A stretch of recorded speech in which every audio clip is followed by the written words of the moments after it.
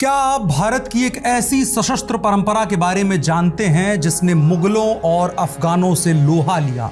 न सिर्फ लोहा लिया बल्कि अपनी पहचान की लड़ाई में उस लोहे पर अपना रक्त बहाया और अपनी पहचान को बचाने की जंग न सिर्फ लड़ी बल्कि जीते भी। लेकिन आज अपनी पहचान जिसे वो सहेजते बचाते इतने दशकों इतनी सदियों से आ रहे थे, आज अपनी पहचान की लड़ाई लड़ते हुए एक अजीब से दौर से गुजर रहे हैं। हम बात कर रहे हैं निहंग सिखों की। इन्हें गुरु की फौज कहा जाता है पॉपुलर टर्म्स में, जिनका इतिहास तलवार और बलिदान और रक्त से लिखा गया है।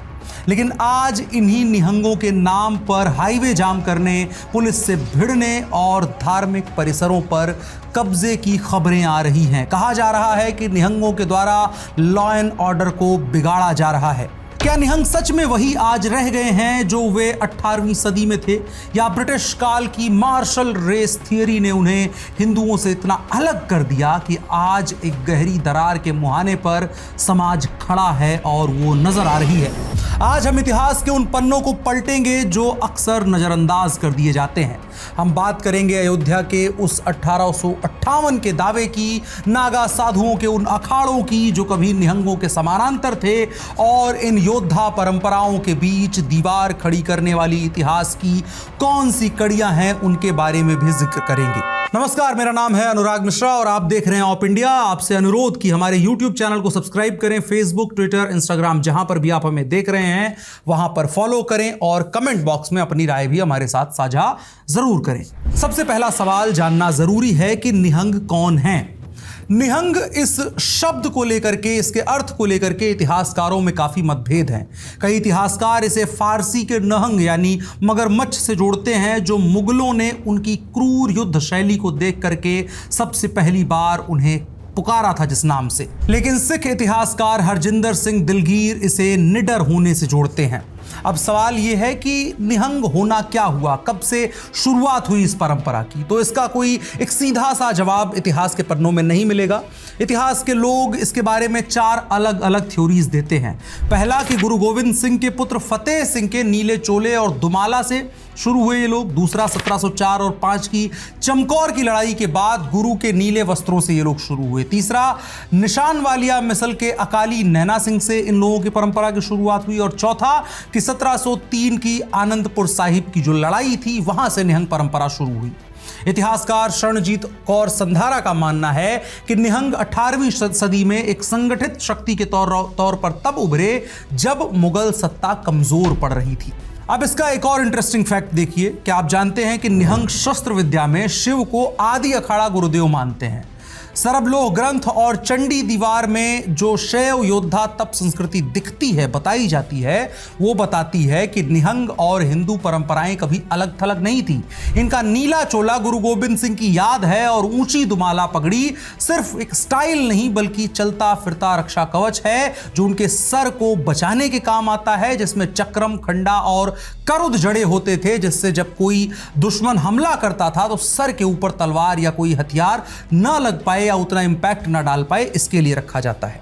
निहंगों के इतिहास में अयोध्या का बहुत महत्वपूर्ण स्थान है। 1858 के साल में अगर आप देखेंगे तो अयोध्या में निहंगों के रोल को लेकर के तमाम तरह की बहसें रही हैं, लेकिन 1858 की अगर घटना के जरिए आप समझने की कोशिश करेंगे तो बड़े अच्छे से आपको समझ में आएगा।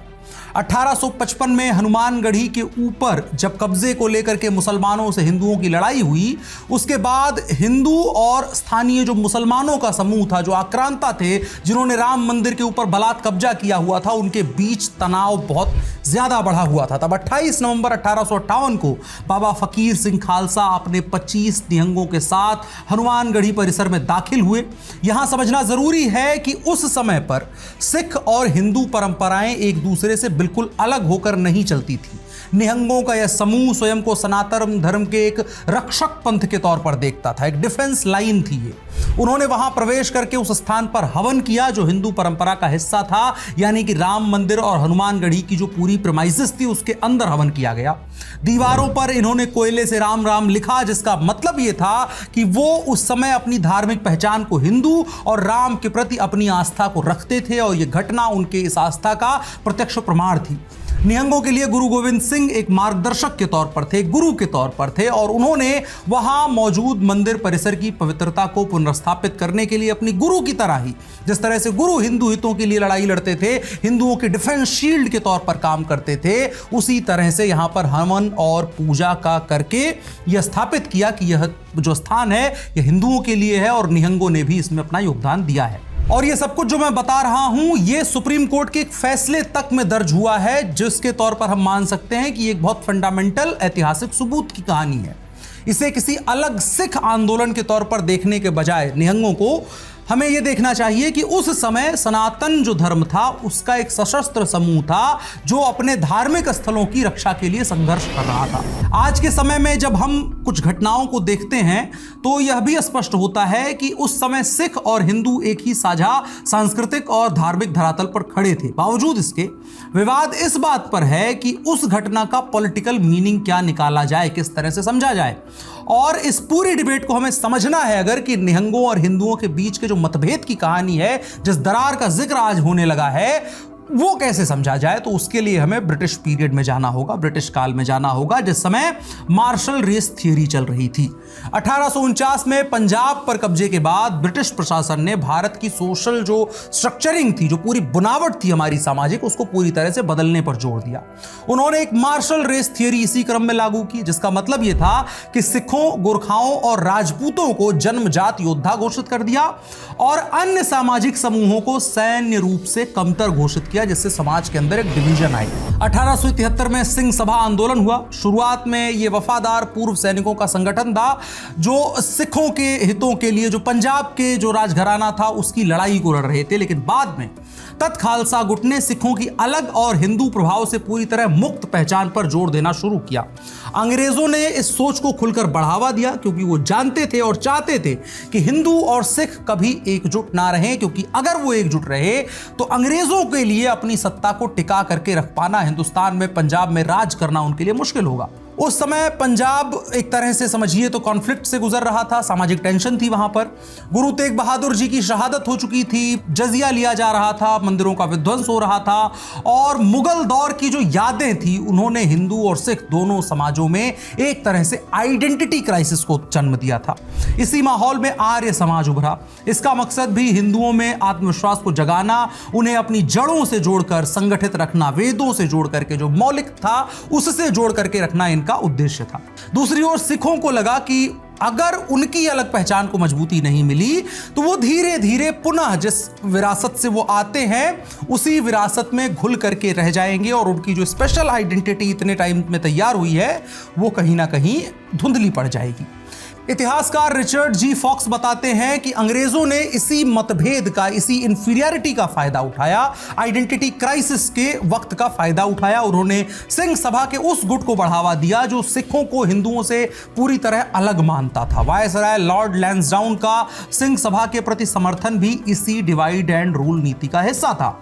अंग्रेजों को डर था कि अगर आर्य समाज की ऊर्जा और सिखों के द्वारा जो इतने वर्षों में तैयार हुई सैन्य परंपरा है वो एक हो गई तो उनकी हुकूमत के लिए बहुत बड़ा खतरा पैदा हो जाएगा।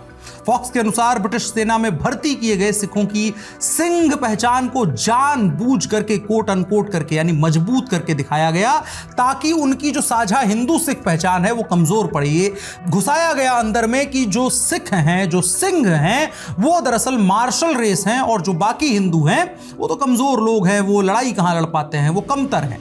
इसी बहस के बीच 1888 में सिखिज्म पास्ट एंड प्रेजेंट नाम के एक पुस्तक ने सिखों की जो अलग पहचान बार बार कल्टीवेट की जा रही थी उस पर सवाल उठाए। जवाब आया 1898 में कान सिंह नाभा ने हम हिंदू नहीं हैं नाम की एक पुस्तक लिखी, जिसने आगे चल करके जो अलग सिख पहचान है उसकी आइडियोलॉजिकल जो फाउंडेशन रखी उसको बहुत ज्यादा मजबूत किया। इसके बाद फिर आती है बात विचारधाराओं के बंटवारे की और गुरुद्वारा सुधार की। इस दौर में सिखों के समाज में अगर आप जाएं तो दो मुख्य विचारधाराएं आमने सामने लड़ रही थी एक तरह से आइडियोलॉजिकली। एक अमृतसर धड़ा था, यानी जो सनातन सिख थे, जो मानते थे कि सिख और हिंदू रीति रिवाज आपस में घुले मिले हैं, एक हैं। दूसरा था लाहौर धड़ा, तत् खालसा, जो शुद्धतावाद और अलग पहचान को जोड़ देते थे, यानी प्योरिटी चाहते थे कि प्योर रेस है सिख, वो हिंदुओं के साथ मिल करके ना रहे, और इस आर्गुमेंट के जरिए वो एक अलग पहचान पर जोर देते थे। 1902 में चीफ खालसा दीवान के जरिए दोनों में एक सतही एकता जरूर आई, लेकिन जो आइडियोलॉजिकल डिफरेंसेस थे वो बढ़ते गए। आगे चलकर 1920 के दशक के गुरुद्वारा सुधार आंदोलन ने एसजीपीसी का गठन करवाया। हालांकि इसके निर्माण में जो ब्रिटिशर्स की भूमिका है उसको लेकर के काफी ज्यादा विवाद होता है। कई बार ये सवाल खड़े होते हैं, इतिहासकारों के बीच मतभेद होते हैं कि एसजीपीसी का निर्माण अंग्रेजों के रोल से हुआ था। इन तमाम सवालों को लेकर के बातें होती हैं। ये विषय काफी ज्यादा एक तरह से इस पर्टिकुलर अगर कॉन्टेक्स्ट में आप देखेंगे, एसजीपीसी जो आज सिखों की सबसे बड़ी संस्था होने की जिसके बारे में बात की जाती है उसको लेकर के बड़ा विवाद होता है। लेकिन यह कहना कि पूरा सिख समुदाय अंग्रेजों का वफादार था सरासर गलत और अधूरा भी हो जाएगा। एसजीपीसी के आर्गुमेंट में कई बार लोग लाइन क्रॉस कर जाते हैं। अगर आप गदर आंदोलन को देखें, जलियांवाला बाग हत्याकांड को देखें, जिसमें बलिदान होने वाले अधिकांश लोग सिख और पंजाबी थे, सिखों की भागीदारी स्वतंत्रता संग्राम के हर चरण में आपको बहुत बड़ी दिखाई पड़ेगी। मार्शल रेस थियरी और ब्रिटिशर्स के द्वारा सिंह सभा का समर्थन और सिख पहचान को एक अलग आकार देना जो है, ये कहानी का, यात्रा का एक बिंदु है। पूरी यात्रा, पूरी कहानी नहीं है। हमें यह भी समझना होगा कि कैसे एक व्यवस्थित प्रशासनिक नीति ने हमारे समाज के साझा इतिहास को टुकड़ों में बांटने की कोशिश की। अंग्रेजों के वक्त में बहुत कोऑर्डिनेटेड ढंग से इस चीज को किया गया कि समाज के अंदर यह बंटवारा आए। इस बीच में एक और कहानी आती है, एक और किरदार की एंट्री होती है नागा साधुओं की, एक समानांतर योद्धा परंपरा। अगर हम निहंगों के इतिहास को समझना चाहते हैं तो हमें नागा साधुओं की परंपरा को भी समझना होगा। 8वीं सदी में आदि शंकराचार्य ने दशनामी संप्रदाय के अस्त्रधारी योद्धाओं को संगठित किया था। इन्हें नागा साधु कहते हैं। धर्म की रक्षा के लिए ये भी लड़ते थे। ऐतिहासिक रिकॉर्ड बताते हैं कि 1757 में गोकुल पर हमला करने वाले अहमद शाह अब्दाली की सेना को नागाओं ने हरा दिया था। 1764 की बक्सर की लड़ाई में ब्रिटिश सेना के खिलाफ 500 से ज्यादा नागा साधु लड़े थे। और बंगाल में सन्यासी विद्रोह जो 1765 से 1800 तक चला था, उसमें तो सीधे तौर पर सन्यासियों का अंग्रेजों के खिलाफ सशस्त्र विद्रोह था। अनूप गिरी और उमा राव गिरी जैसे नागा सेनापति तो जयपुर और जोधपुर जैसी रियासतों की सेना के बहुत महत्वपूर्ण हिस्से थे। डायरेक्ट एच.ए. कोल्फ की पुस्तक नौकर, राजपूत एंड सिपॉय में नागाओं और सिखों की ऐतिहासिक भूमिका के बारे में महत्वपूर्ण टिप्पणियां दर्ज की गई हैं। इस किताब में स्पष्ट रूप से लिखा है कि मध्यकालीन भारत के गोसाई और नागाओं का उदाहरण यह दर्शाता है कि तपस्या और युद्ध कभी दोनों एक दूसरे के विरोधाभासी नहीं रहे हैं। यहां तक लिखा है पुस्तक में कि ये योद्धा साधु वर्ग न केवल धार्मिक जीवन जीता था बल्कि सैन्य और व्यावसायिक गतिविधियों में भी सक्रिय रूप से शामिल था, जो समाज के लिए एक फॉरवर्ड डिफेंस का काम करता था। किताब में कोल्फ तर्क देते हैं कि सिख समुदाय की सैन्य क्षमता उस दौर की अस्थिर मुगल सत्ता और बदलती जो राजनीतिक परिस्थितियां थी उसमें अपनी सुरक्षा और अस्तित्व के लिए एक आवश्यक प्रक्रिया थी। पुस्तक में यह भी बताया गया है कि कैसे बाद के समय में विशेषकर ब्रिटिश औपनिवेशिक काल के दौरान सिखों को मार्शल रेस के रूप में वर्गीकृत किया, जिसने उनकी पहचान और सैन्य इतिहास को एक नया आधिकारिक आकार दिया।